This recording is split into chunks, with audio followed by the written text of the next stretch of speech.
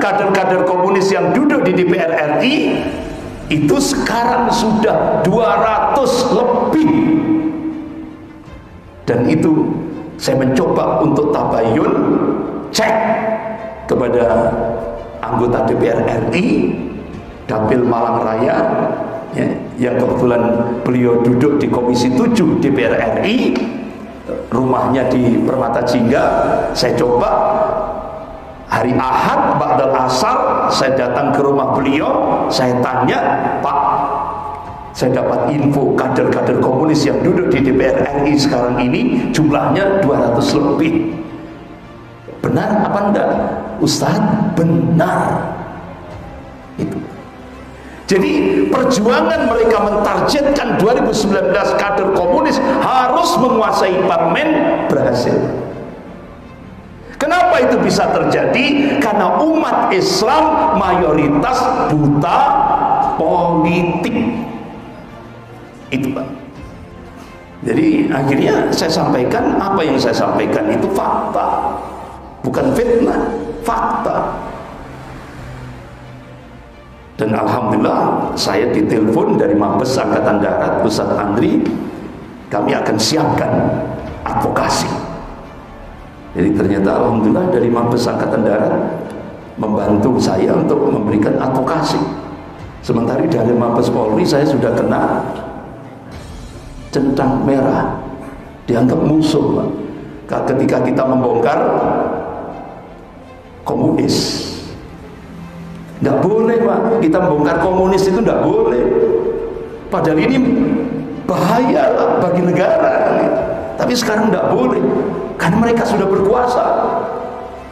Itulah yang terjadi.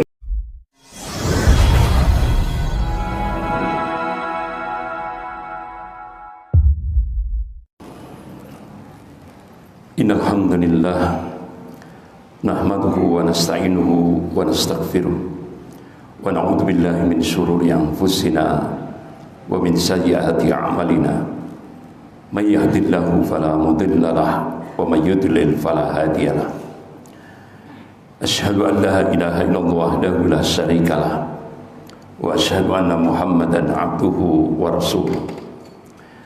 Ya ayyuhalladzina amanu taqullaha haqqa tuqatih wa la tamutunna illa wa antum muslimun. Ya ayyuhan nasu taqu rabbakum alladzi khalaqakum min nafsin wahidah wa khalaqa minha zawjaha wa batha minhuma rijalan katsiran wa nisaa wattaqullaha alladzi tasaaluna bihi wal arham innallaha kana 'alaikum raqiba. Ya ayyuhalladzina amanu taqullaha wa qulu qawlan sadida yuslih lakum a'malakum wa yaghfir lakum dhunubakum wa may yuti'illaha wa rasulahu faqad faza fawzan 'azima. Amma ba'd, fa inna asdaqal hadits kitabullah wa khairul hadi hadi Muhammadin sallallahu alaihi wasallam wa syarrul umur muhdatsatuha wa kullu muhdatsatin bid'ah wa kullu bid'atin dhalalah wa kullu dhalalatin finnar. Ma'asyiral muslimin rahimakumullah, bapak-bapak, ibu-ibu yang dirahmati Allah. Bulan yang lalu kita sudah membahas tentang tema sejarah berulang, season pertama, dan kali ini season kedua. Bapak-bapak, ibu-ibu yang dirahmati Allah,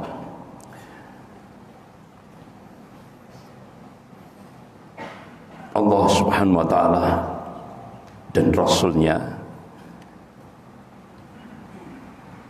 menegaskan as-sirat bainal haq wal batil, pertarungan antara al-haq dan al-batil itu akan senantiasa ada ila yaumil qiyamah, sampai hari kiamat, tidak akan pernah selesai. Jadi pertarungan kita lihat lebih khusus di Indonesia, pertarungan ideologis umat Islam Indonesia menghadapi komunis, Kristiani radikal, atau yang sering kita sebut dengan Ordo Yesuit, dan nasionalis sekuler adalah pertarungan yang mempunyai nafas yang cukup panjang sampai sekarang ini. Jadi pertarungan itu dari dulu sampai sekarang tidak lepas dari skenario global untuk menaklukkan Indonesia, negeri yang jumlah penduduk muslimnya terbesar seluruh dunia. Tidak lepas dari itu. Bapak-bapak, ibu-ibu yang dirahmati Allah, sampai kita benar-benar diperlihatkan secara vulgar. Jadi memang pertarungan ini terus ila yaumil qiyamah, sampai hari kiamat. Bapak-bapak, ibu-ibu yang dirahmati Allah, kembali kepada tema kita pagi hari ini. Karena kita membahas tentang sejarah, tentang kelahiran Pancasila. Mana yang asli? Yang pertama, tanggal 1 Juni 1945, itu pidato Presiden Soekarno di hadapan Badan Penyelidik Usaha Persiapan Kemerdekaan Republik Indonesia. Presiden Soekarno pidato. Ini 1 Juni 1945. Sila pertama, kebangsaan Indonesia. Sila kedua, internasionalisme atau perikemanusiaan. Sila ketiga, mufakat atau demokrasi. Sila keempat, keadilan sosial. Sila kelima, ketuhanan yang berkebudayaan. Ini pidato Presiden Soekarno di depan Badan Penyelidik Usaha Persiapan Kemerdekaan Republik Indonesia. Kemudian akhirnya terjadilah kesepakatan seluruh yang ada dalam Badan Penyelidik Usaha Persiapan Kemerdekaan Republik Indonesia. Jadi ada agreement nasional, yaitu tanggal 22 Juni 1945. Sila pertama, ketuhanan dengan kewajiban menjalankan syariat Islam bagi pemeluk-pemeluknya. Sila kedua, kemanusiaan yang adil dan beradab. Sila ketiga, persatuan Indonesia. Sila keempat, kerakyatan yang dipimpin oleh hikmat kebijaksanaan dalam permusyawaratan perwakilan. Sila kelima, keadilan sosial bagi seluruh rakyat Indonesia. Inilah yang disebut dengan Jakarta Charter, Piagam Jakarta. Kalau dulu di Madinah ada Piagam Madinah pada masa Rasulullah, di Indonesia ada Piagam Jakarta. Jadi tokoh-tokoh ulama mencoba untuk ittiba kepada Rasulullah SAW. Ada dulu pada masa Rasulullah ketika membangun Daulah Madinah Al-Munawwarah, ada Piagam Madinah sebagai kontrak sosial, aturan dalam mengatur masyarakat yang plural pada masa Rasulullah SAW. Begitu juga di Indonesia ada kesepakatan sosial, kontrak sosial, yaitu Piagam Jakarta. Ini konsensus nasional kesepakatan pendiri negara Republik Indonesia. 22 Juni 1945. Bapak-bapak, ibu yang dirahmati Allah, ini yang harus kita, ini sejarah yang tidak bisa dihapus. Kemudian sampai proklamasi tanggal 17 Agustus 1945 sah Piagam Jakarta ini. Tidak tahunya malam hari setelah Indonesia merdeka, ada opsir Jepang datang ke Bung Hatta menyampaikan keberatan kalau umat Kristiani di wilayah Indonesia bagian timur, manakala 7 kata dalam preambul pembukaan Undang-Undang Dasar 1945 tidak dihapus, umat Kristiani wilayah Indonesia bagian timur akan keluar dari negara Republik Indonesia. Akhirnya tokoh-tokoh ulama melakukan surah, musyawarah. Bahkan tokoh-tokoh ulama juga melakukan istikharah. Dan saat itu seluruh ulama istighfar, astagfirullahaladzim. Akhirnya bapak-bapak, ibu yang dirahmati Allah, dengan mengkiaskan perjanjian Hudaybiyah, kalau kita buka dalam sirah Nabawiyah, bagaimana Rasulullah SAW ketika melakukan perjanjian dengan golongan kafir, isi dari perjanjian Hudaybiyah di situ tertulis Muhammad Rasulullah. Ini yang ditolak oleh golongan kafir, tokoh-tokoh kafir Quraisy pada saat itu. Sehingga akhirnya, karena Rasulullah ummi, hanya minta kepada Ali bin Abi Thalib, mana yang ditolak oleh golongan kafir. Ini ya Rasulullah. Akhirnya digantilah, dicoret, diganti Muhammad bin Abdullah.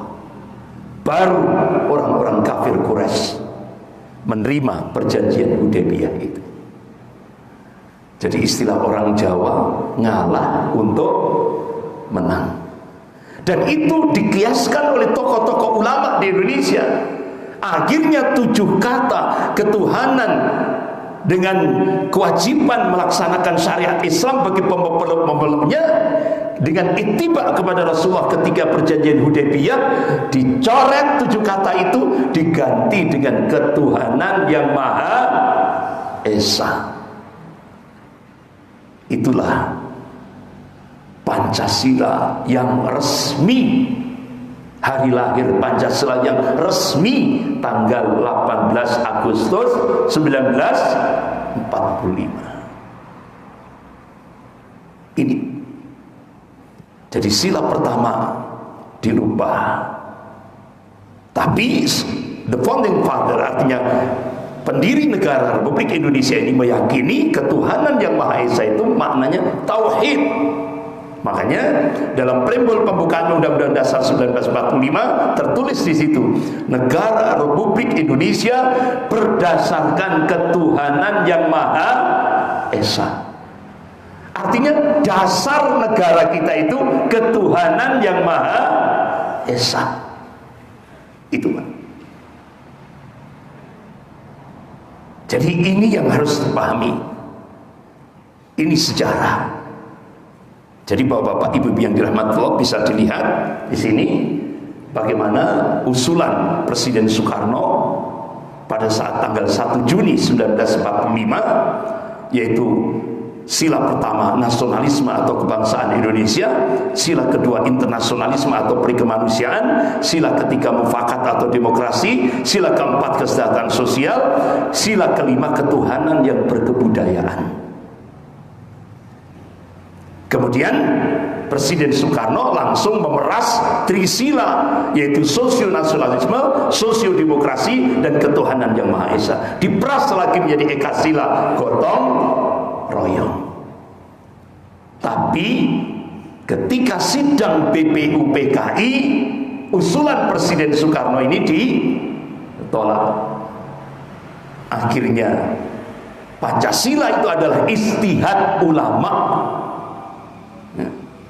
lahir dari rahim Islam, karena Pancasila itu produk istihad 3 tokoh ulama, yaitu Kiai Haji Wahid Hasim dari Nahdlatul Ulama, Kiai Haji Abdul Qohar Mudzakkir dari Muhammadiyah, dan Kiai Haji Agus Salim dari Serikat Islam.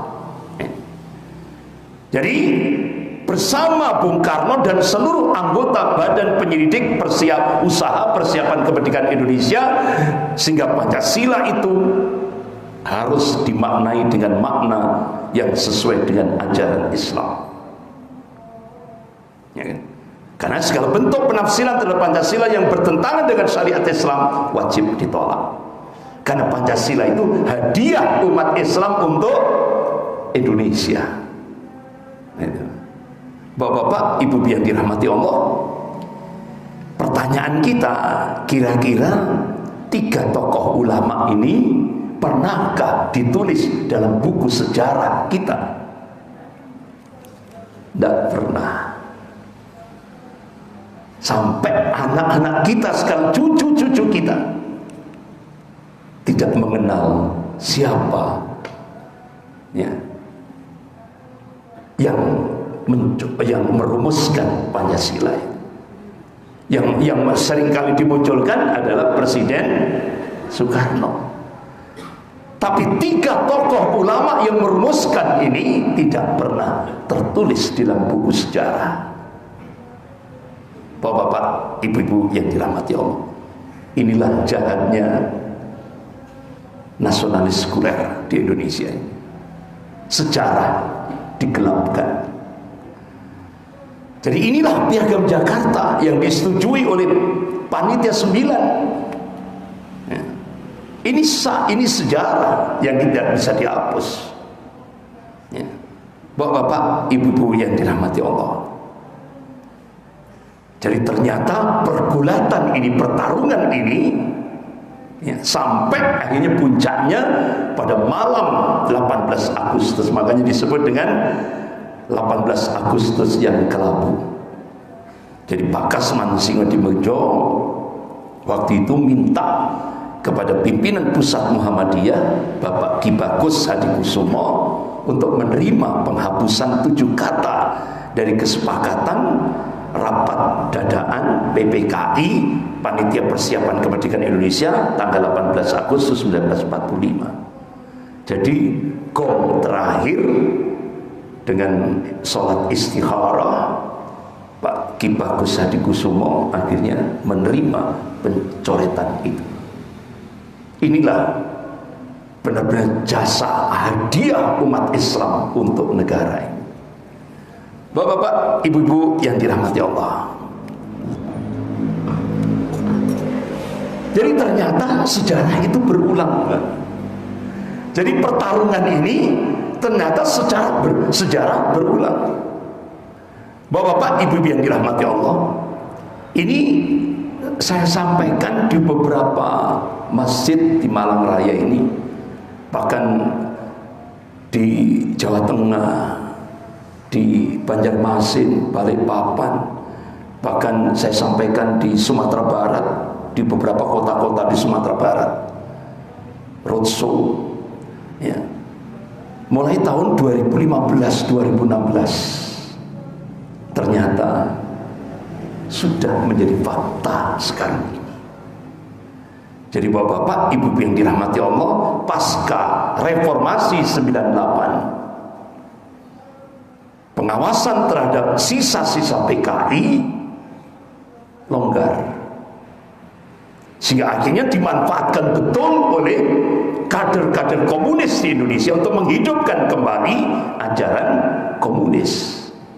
Sampai akhirnya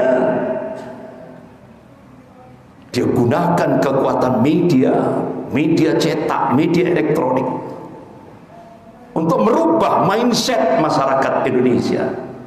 Sampai akhirnya Mahkamah Konstitusi mensahkan Undang-Undang Nomor 12 Tahun 2003 Pasal 60G, di mana isinya ex-PKI boleh menjadi calon anggota DPR, DPRD, provinsi, kabupaten, dan kota. Makanya jangan kaget, kader-kader komunis sekarang banyak yang jadi bupati, wali kota, bahkan ada yang jadi staf menteri ya. Jadi ini asal usulnya itu seperti ini Pak, kronologisnya seperti ini. Bahkan sampai akhirnya bapak-bapak, ibu yang dirahmati Allah, nggak usah saya ulang, dulu sudah pernah saya sampaikan ini. Jadi dulu sudah pernah saya sampaikan, tidak usah saya ulang. Akhirnya 2015 kader-kader komunis yang ditopang oleh kalangan komunis kelompok tua, kader-kader komunis kelompok elit, kader-kader komunis kelompok muda, ditopang lagi Komisi Sentral PKI yang baru yang diketuai oleh Wahyu Setiadi dan Teguh Karyadi, dan ada 11 pengurus Komisi Sentral PKI yang baru, hasil Kongres PKI baru di Magelang. Akhirnya mentargetkan 2019 kader-kader komunis harus menguasai parlemen.